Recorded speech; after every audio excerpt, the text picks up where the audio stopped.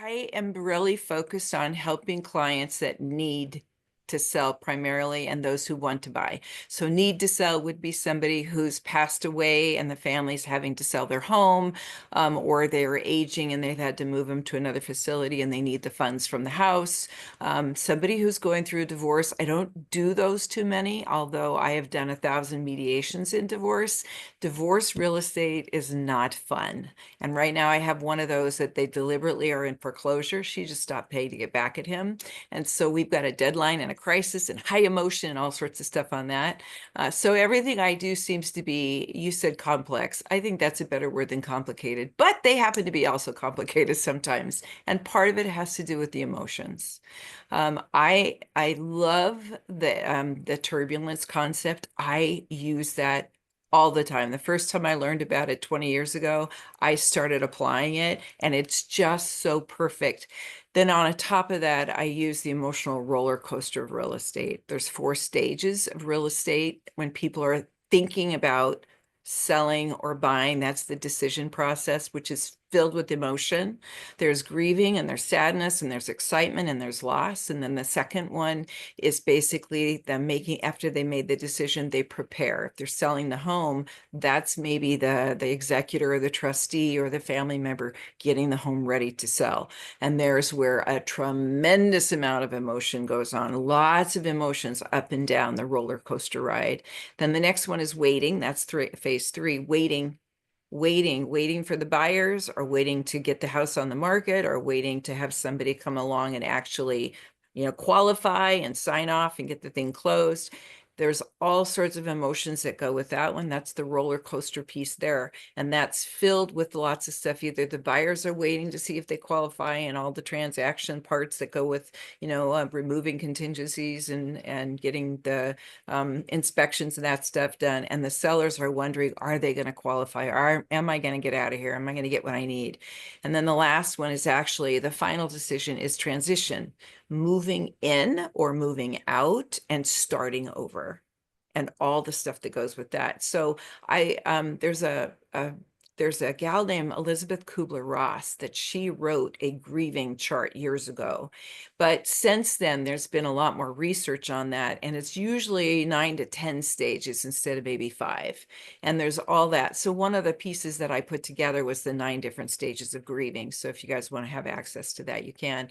And what I like to do is really tune in to the people who are, whoever I'm working with. I already know coming in, they're going to be emotional because I'm getting either referred by an attorney or a family member or a referral of somebody where someone's in trouble emotionally, right? They're letting go. They're having the process of letting go of a family member. They're dying. They passed away already. The house is sitting in another state, maybe in San Diego for me. And so I really like to spend the time getting to know who I'm working with and spending the time getting the story first. And then after that, then it becomes the next step is what's our, are they emotionally ready? Who's involved? Are there people that are going to create chaos in this process? Are there beneficiaries? Are there obstacles that need to be done? And so I have tons of stories. The second one you might be interested in is there's 5 videos. They were all complicated, funny in a couple ways, transactions, and it's always good when they close, but there's sadness. So on top of that is my emotion. The real estate transaction right now I have with the people that are in foreclosure, she stalled for 6 months and basically manipulated, crying and I'm blah, blah, blah, and all this other stuff. And then now it's her crisis, but I'm having to run to beat her crisis to get it sold. So it pulls you in, and you got to figure out how do you stay focused and not let their drama cause you to lose your mind, misbehave, act up. Indeed. Indeed. And one of the things that happens with that client right now that you say she's created a crisis. Well, crises give us external motivation because now what she's got is she's created an environment that's forcing her to do things and make decisions that she wouldn't before because now that you say maybe she was acting up a little bit and delaying and like trying to get back at her ex on doing those things, and so she stopped paying the mortgage. Well, when you start doing things like that, stop paying the mortgage, well, there are going to be some external factors that pop in, which in this case is the bank. And so now that's where the action will come from. It's kind of one of those, you get what you ask for. Yeah. And so sometimes we're really sensitive to the fact that some people need external factors, and you're talking about the other people who get involved in the transaction, other beneficiaries. Sometimes those are external factors as well who get involved in this. So you said something really interesting, which is the grieving process when someone sells, and you're going to document the 9 stages of grief rather than Elizabeth Kubler-Ross's traditional, 5 stages of grief. But Mm. one of the things that I've noticed, and I'd love to get your thoughts on, are, I believe every real estate transaction involves grief, like Yep. happy ones as well, because if a person has lived in a house for more than a year, we're losing something, let alone 5 years, 15 years, 20 years, that even when you want and invite the move that's happening because you're going to get more space or be somewhere you want, I believe there's always grief involved. What are your thoughts on that?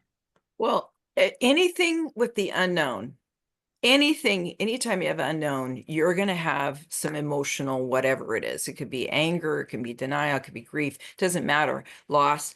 And everybody goes through that process. So even a buyer who's moving from a place they've rented, moving into a new home, there's comfort in what they knew, and then there's discomfort in what I'm going to get, but there may be a higher level of excitement. So I used to talk a lot to people who were moving in and teaching them how to anchor their kids in the neighborhood. And I say used to because I'm not doing as many of those right now, but I still do the same thing. Anchoring people, anchoring their kids, getting a routine set up where you know where you're going to go to the school and the new post office and the new whatever grocery store. All of that is disruptive. And so there's this process of, I wish I was just back to where I knew what to expect and my mind wasn't so exhausted. So going through that new process takes energy. And so there's another part in there about self-care. As real estate agents, we need to do care because we're doing some of this hard work for people with people, and we have to be sensitive to that. But the other piece is also guiding our clients who have no idea what they're getting into. They may not know it. They may not understand. I didn't know I was going to be so exhausted. I helped my cousin move in to their home, buy a home, move in, and we sold 2 of their homes to get in there. And she calls me one day. She goes, Deena, I think I need drugs. And I go, what's up? She says, I don't know what's wrong with me. I'm having such a hard time adjusting. I said, well, psychologically, it takes you 2 years to get into a new routine. Oh, okay, I've got another 6 months. It was just like, just knowing that was a relief. And so, there's so many stories of people I've worked with, but the process of going through, everybody's impacted, even the real estate agents and the lenders, because there's all this work and you race to get it done, and then maybe it doesn't work, or there's a delay or complication that comes along. And so there's this like, is it going to work? So that answer that And question. that's that uncertainty that you're Mhm. talking about, is when people don't have a certainty of what's going to happen next or what their next step is. Yeah. Then our default is sometimes panic, sometimes different forms of behaviors. Yeah. And one of the neat things you said was, oh, I just told her, that, hey, it's a 2-year process to start a new habit, new rituals, new customs.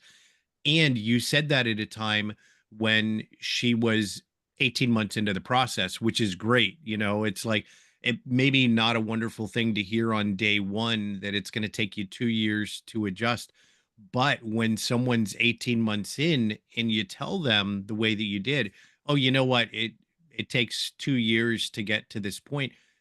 She had a sense of relief that was like, Mhm. oh, really? I'm That well, not crazy. that's perfect, because I only have 6 months left, right? Yeah. And whenever you can help somebody through something by giving them a time frame, and you let them know simultaneously that they're okay, you're well within the range of what you should be expecting. I think one of the emotions we give people is a sense of relief, comfort, no, Yeah. and certainty, letting them know that it's going to be okay. You said something else really interesting, which is when I'm getting into a complex real estate transaction, which, maybe one where beneficiaries are involved, or you say, I always get their story. I talk to them and you listen to them about themselves. Can you talk a little bit about what you're listening for, what you hear, and how it's become mandatory for you to get their story and hear them talk before you start to solve? Well, first of all, the more you know about who all the players are, then the better you're going to be. If you understand who they are, their personality, their duties, their level of stress, if there's a key player that's behind the scenes, it's going to make it harder to make decisions, what the expectations are of the beneficiaries, all of this stuff, if it's a transaction like that, or even in a real estate, with a divorce, where are they going, and and I don't want to know, I don't need to know the whole story, but I need to know so I can determine their personality. So for example, I had this transaction, there were 9 beneficiaries. I only worked with one of them. He was a guy from Mississippi. And when he talked, he was slow talking. He moved really slow. And so I was trying to figure out, how can I work with him? He hadn't signed the listing agreement. It was a referral from an attorney. He hadn't signed the listing agreement. And I was trying to figure out, okay, how do I communicate with this guy? And I'm like, he's from the South. He's a gentleman. So I write him this long, winding, gentlemanly letter. This was before I used chat. And I wrote this letter, and I knew that that letter was going to go to all of those 9 beneficiaries. So I explained in very big detail what are all the questions that they would probably have, because they're all out of state, but one nephew. And so even him, I met him and then he left, and that the house was a mess. We had all these different things we had to do. It was a big, huge fixer. And we found a huge elevator shaft that had never put the elevator in, and it had probably been filled with water for I don't know how many years. I walked in the house, I'm like, I smell mold. I can't find it. There's so much mess. By the time we did the estate sale and got rid of the garage, I walked in and said, there's mold on the wall. Oh my gosh. I walked around, I think, oh my gosh. And so I called my guy and I go, I don't know what it is, but you got to come figure it out. Well, he had to communicate. So I took all the photos and all the estimates for repair. I put him in PowerPoint slides. I made him into a PDF. And then I sent them so they just rolled down when they opened them, because he was in his 80s. I needed him to know how to do technology. So all of those pieces were part of the consideration. And then the family at one point in time, they made decisions about what they would repair based on me putting down must be done, should be done, could be done.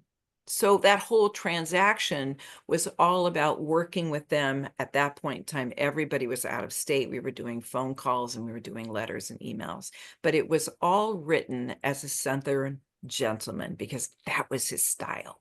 And so the grieving process, that was his sister. And he saw the house from the memories. He remembered how beautiful that house was. And so it was hard for him to accept her passing. And so he stayed there a week and got everything they could out of it that belonged to them for memories, which is another piece. And then when he left, I said, are you sure? Is there anything else you need? And I found a picture of his sister somewhere behind a cabinet that was an oil painting of her when she was young. And I sent him a picture and I said, is this your sister? Yes. Give me your address so I can mail it to you. And he was so touched. So everything is high touch, but it's really focusing on people's personality and understand the grieving process impacts people's decision making. Yeah.